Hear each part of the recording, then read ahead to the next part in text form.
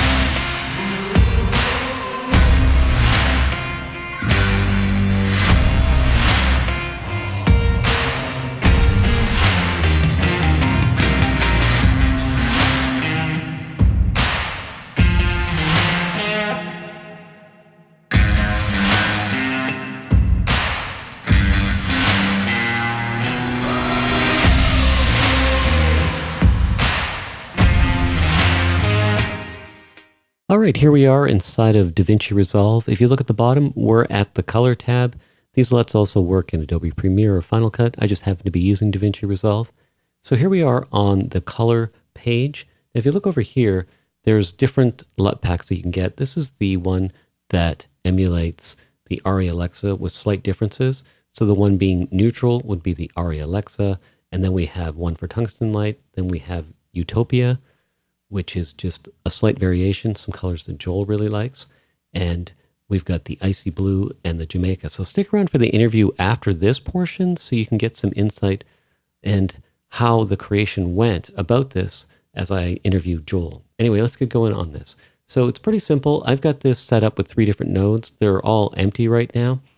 So I like to put my white balance on one node, say the exposure, and then the lookup table on the last one. So let's start with that. So all we have to do is there's a couple different ways. I could just drag this over. But one cool thing too is once you're on your clip, you can just kind of hover over here. If you look at the top, I'm on LUTs. You can kind of just hover over and see how the LUTs are going to affect the footage. And I know I want to use this one for this particular scene.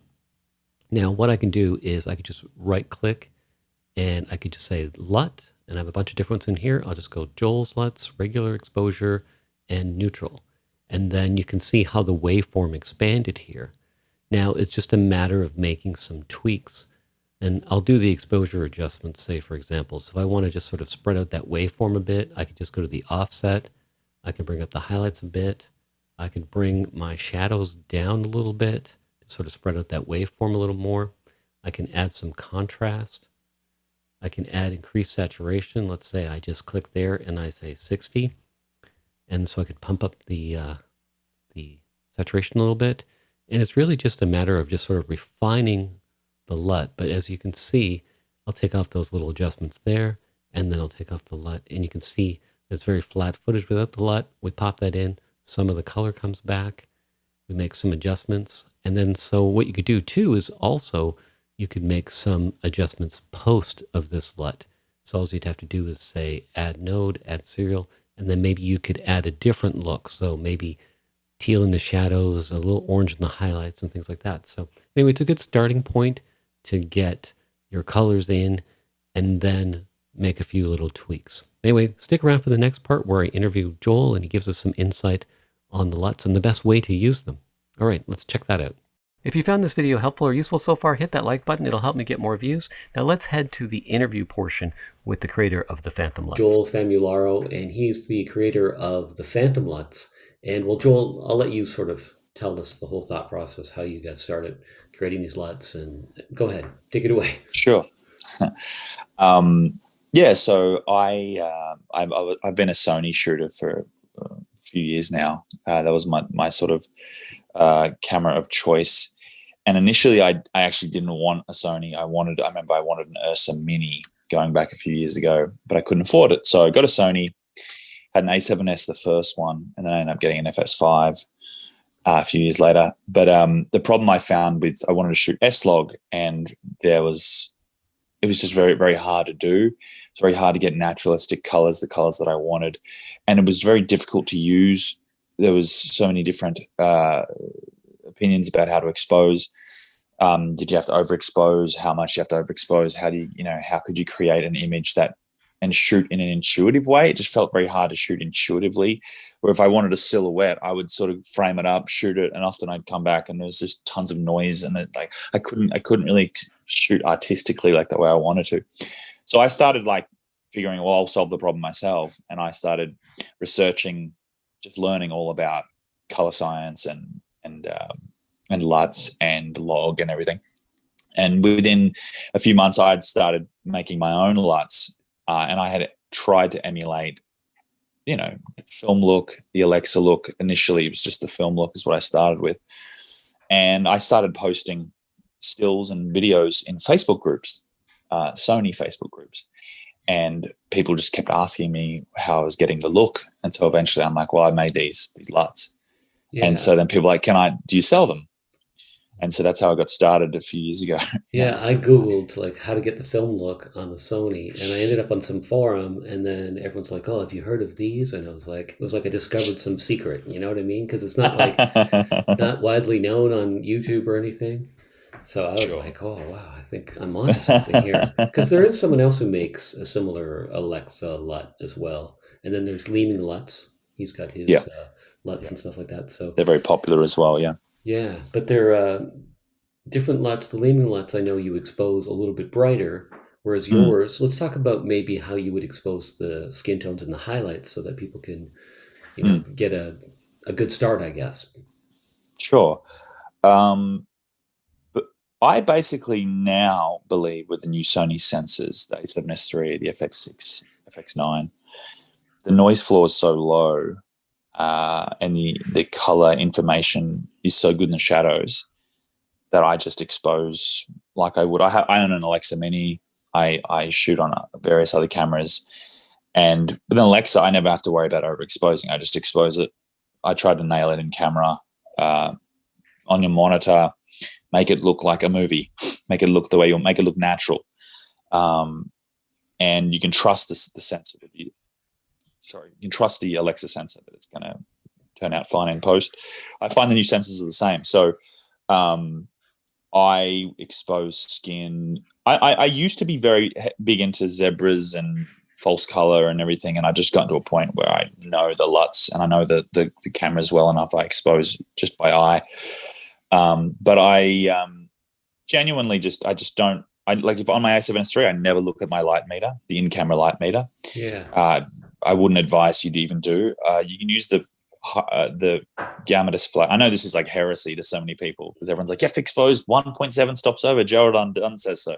Yeah. But I'll give you a good example. Might say that, yeah. Overexpose one stop, which doesn't really make sense as a generic strategy. It's kind of got to be scene dependent, mood dependent, genre dependent, Yeah, I guess taste. Maybe, then it's just your taste, Yeah, I guess maybe if you're a beginner with the camera, you think, oh, okay, so I just do the same thing all the time, drop this LUT, and it's gonna look amazing, and then I don't have to do anything before or after.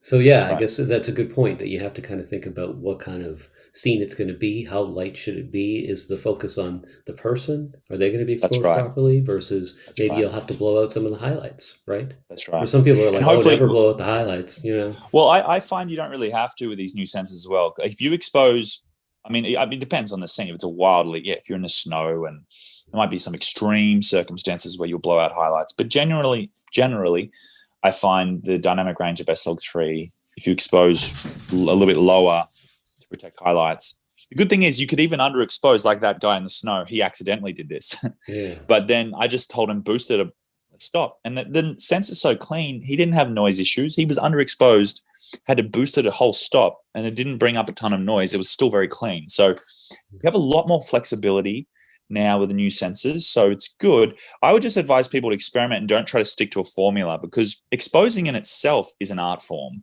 If I'm looking at your face right now, it also depends on the ratios of your face. Have you got an interview lit very moody, where you've got the bright side of the face 2 stops or 3 stops brighter than the shadow? How do you expose for that? I mean, you have to sort of study this. You have to actually, you have to sort of come up with your own approach to exposure. And it has nothing to do with it just taking a generic scene-wide light meter reading, in my opinion. And in the end, if you want to use a real light meter, you can go down that route. But honestly, just use the LUT, put it on your monitor, or even the gamma display assist function in the camera, off, which is like the LUT. It's quite a similar gamma curve to my LUT. It's pretty close. If you just use that and go, yeah, that looks like I want it to look, you'll be fine. And even and eventually you'll get a hang for it. I still sometimes will overexpose. I'll still sometimes underexpose. But it's within a pretty narrow margin of error these days. My middle gray for the LUT is matched identically to the Alexa's middle gray value, which is 40 IRE. That's in the README that comes with the LUTs as well. So if you did want to go that route of using a color checker, 40 is the same in the Alexa. The Sony LUTs, the new Sony LUTs are like 44. The older Sony LUTs were 40, like the FS7 LUTs. So let's say that you've exposed S-log fairly well. You drop your LUT on. What would you do next? Do you add grain? Do you just sort of tweak? Personally? What would you do to finish it off? Yeah, this is the thing I try to tell people. When I compare, if I'm trying to match, say, because I do shoot with my A7S III and my Alexa together. Like I'm shooting on Monday with them. I shot a music video. I'm shooting with them all the time. They match crazy well. What I actually find is the A7S III is a little bit cleaner than the Alexa. So the noise on the Alexa is quite filmic. It's kind of film grainy. It's just subtle. So actually, when I'm matching my A7S III to my Alexa, I'll actually add a bit of fine film grain to give it a bit of texture, because it's so clean, these new Sony cameras. So I tend to put a little bit of grain on. And then it's just scene dependent. If I need to adjust white balance, I will. I try to nail it in camera as much as possible. Maybe I'll add some contrast. The gamma curve, the contrast characteristics of the Alexa curve are quite gentle. They're quite a neutral and natural starting point. So sometimes I might bump up the contrast a little bit just to add a little bit more, mood or something.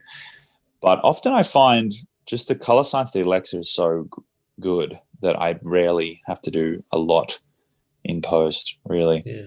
So unless, is there a film grain that you use in Davinci Resolve, or do you use something else?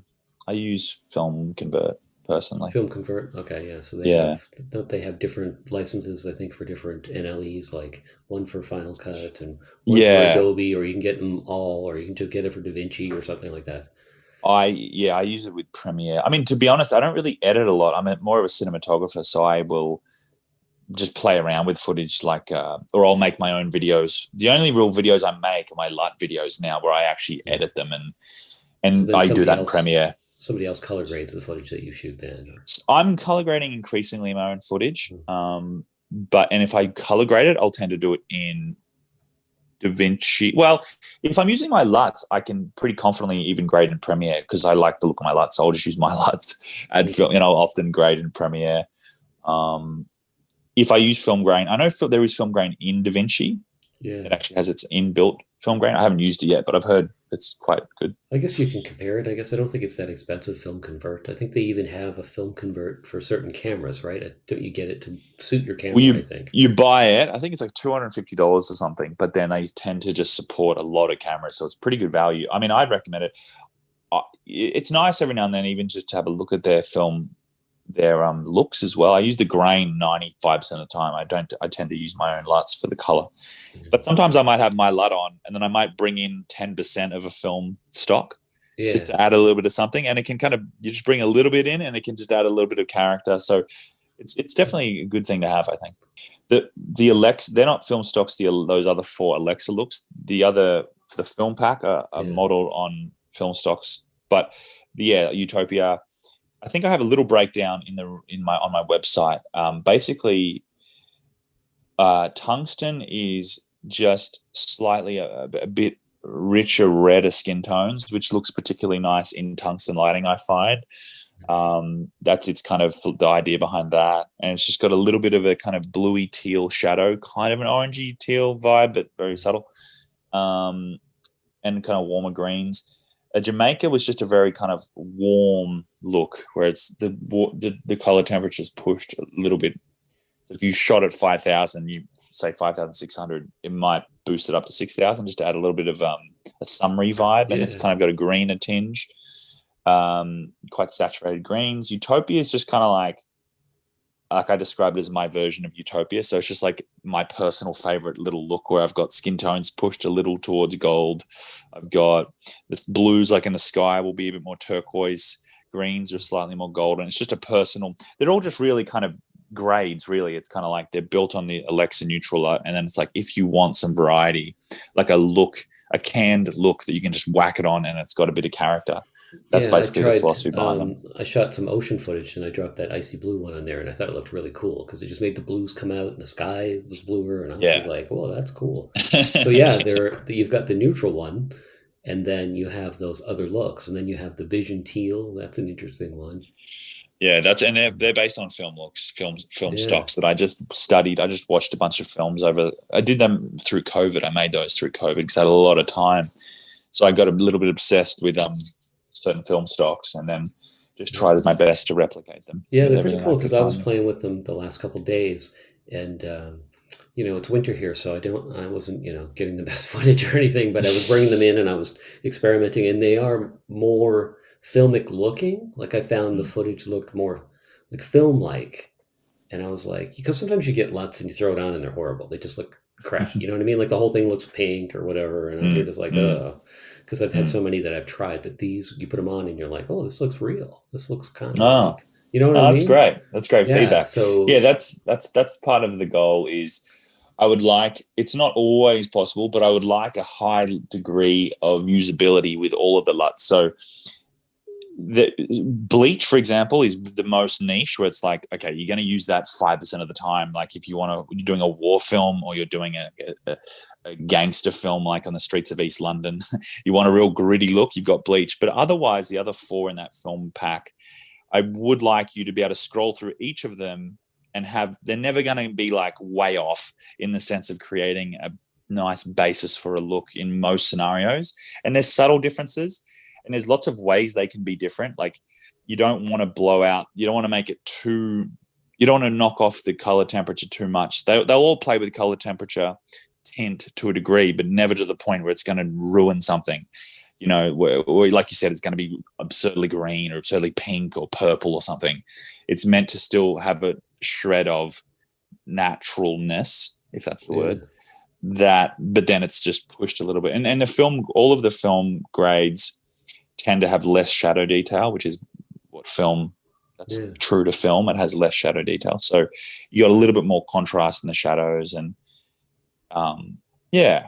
All right, thanks for watching this video. If you found it helpful or useful, hit that like button. Also, if you're not already a subscriber to my channel, hit the subscribe button and hit that bell notification so you get updates when my next video goes live. All right, hit that like button, hit that subscribe, hit that bell, and I'll see you in the next video.